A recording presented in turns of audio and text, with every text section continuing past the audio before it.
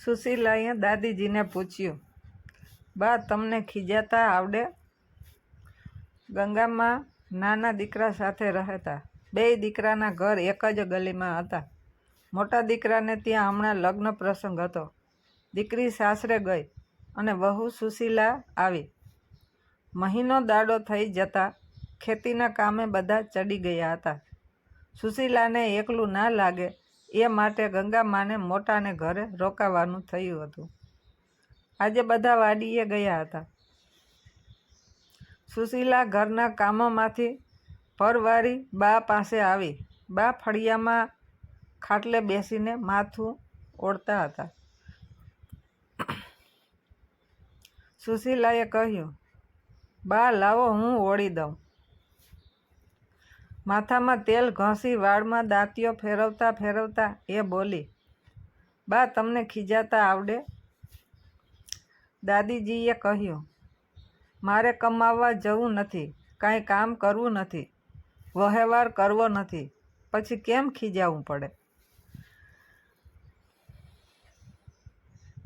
સુશીલા બોલી, પણ તમને કોક વાયડું થાય તો લ્યો ને હું જ વાયડી થાઉં તો? દાદી હસ્યા, તું જરાક વાયડી થા તો નહીં ખીજાવું, બસ. સુશીલાએ દાદીના ટૂંકા પાતળા થઈ ગયેલા વાળની અંબોડીને બદલે ઉંદરની પૂંછડી જેવી ચોટલી વાળી આપી અને દાદીના હાથમાં આપી. દાદી હસી પડ્યા. વાયડી નહીં તો? દાદીએ એ ચોટલી પાડોશની ડોશીઓને બતાવી. સાંજે વાડીએથી ઘરના પાછા આવ્યા એને પણ બતાવી. સૌ હસ્યા. સુશીલાના સાસુ મનમાં રાજી થયા. વહુ તો રમકડા જેવી મળી છે. ભગવાન કરે કે એ આવીને આવી જ રહે. સુશીલા ઘર પાડોશમાં પરિચિત થઈ ગઈ એટલે 2 મહિને ગંગામાના નાના દીકરાને ત્યાં ચાલ્યા ગયા. સુશીલાનો તો આગ્રહ હતો કે બા આપણા ભેગા રહે, પણ બાના ભરણ પોષણ માટે 2 વીઘા જમીન કાકાજીને વધારે આપવામાં આવી હતી. એ ત્યાં ના રહે તો સમાજમાં ખરાબ દેખાય, એટલે મોટાઓએ નિર્ણય લીધો હતો. પછી પણ સુશીલા દિવસમાં એકાદ વાર બા પાસે જઈ આવતી. કંઈક નવું બનાવ્યું હોય તો વાટકીમાં ભરીને ચખાડી આવતી. ક્યારેક તોફાન સૂજે તો ચોટલી વાળી આવતી. એક દિવસ સુશીલાએ બાને સમાચાર આપ્યા. બહેનના ખોળા ભરતની તારીખ નક્કી થઈ ગઈ. બા બોલ્યા, મજાનું, તમારા બેયના લગ્ન થયા ને કેટલું થયું? 2 વર્ષ જેટલું તો થયું ને. સુશીલા મૂંગી રહી.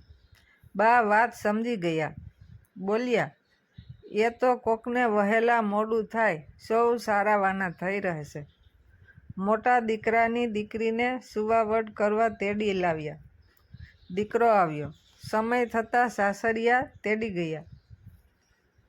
નાના દીકરાના દીકરો દીકરી પરણી ગયા. ક્યારેક બાની ચોટલી ગૂંથવા આવતી સુશીલા છાનું રોઈ લેતી. બોલકી સુશીલા હવે મૂંગી રહેતી. એના મૌનમાં છુપાયેલ દર્દ બા સમજી જતા. એ રોજ મનોમન ભગવાનને વિનવતા, ભગવાન તારે જીવ સાટે જીવ જોઈતો હોય તો મારો લઈ લે, પણ આને હસતી બોલતી કરી દે. ગંગામાં બીમાર પડ્યા. માંદગી વધી. અવસાન થયું.